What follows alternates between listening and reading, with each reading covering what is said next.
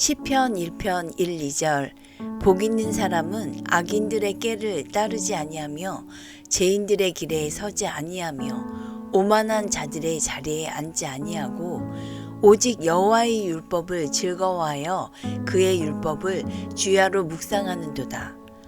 인생이면 누구나 원하는 길, 곧 축복을 얻는 길에서 벗어나지 않고 똑바로 나아가는 것이 참 복임을 깨달아야 합니다.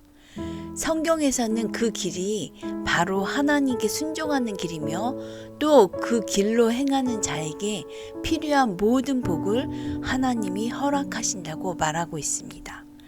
인간에게 진정한 행복이란 스스로 노력해서 얻어지는 것이 아니라 하나님이 주신 축복의 결실이자 선물이며 오직 하나님께 속한 자만이 누릴 수 있는 것입니다.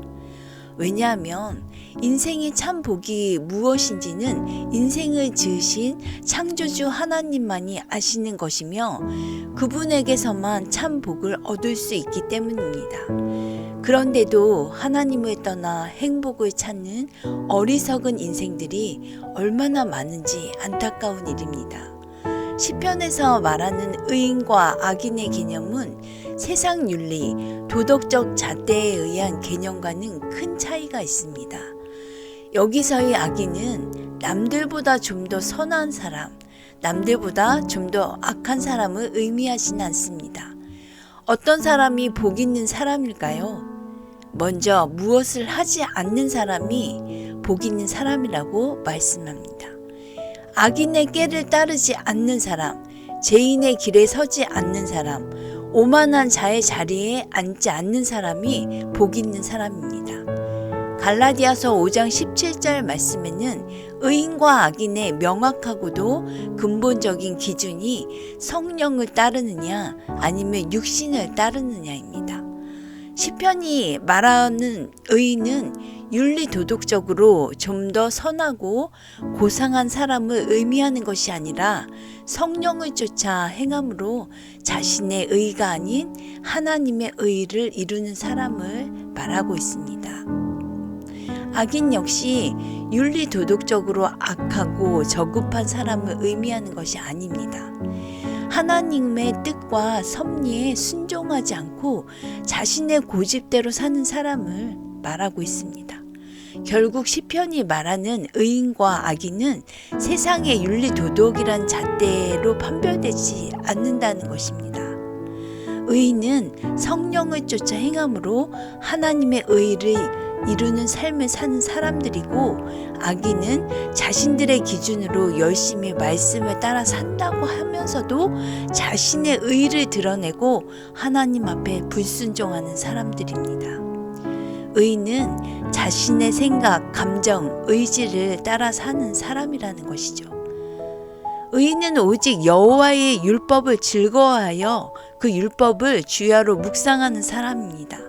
여기서의 묵상이란 성경 구절을 단순히 문자적으로 외운다는 것을 말하는 것이 아니라 진리요 생명인 하나님의 말씀을 영혼 깊숙한 곳에서 되새김질하며 삶의 모든 상황 가운데 적극적으로 실천하며 깨어있는 자세를 의미합니다.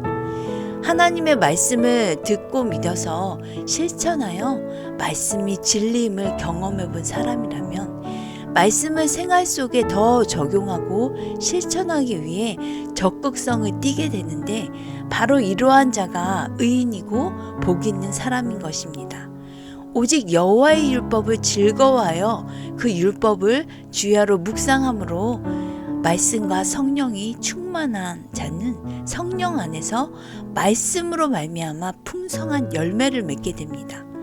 하나님의 말씀대로 사는 사람은 형통할 수밖에 없습니다.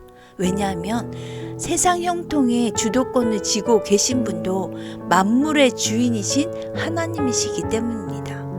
그 하나님의 말씀을 생명의 말씀으로 삼고 주야로 그 말씀의 인도함을 받으시는 여러분들 되시기를 예수님 이름으로 축복합니다. 3번 반복해서 암송하시겠습니다.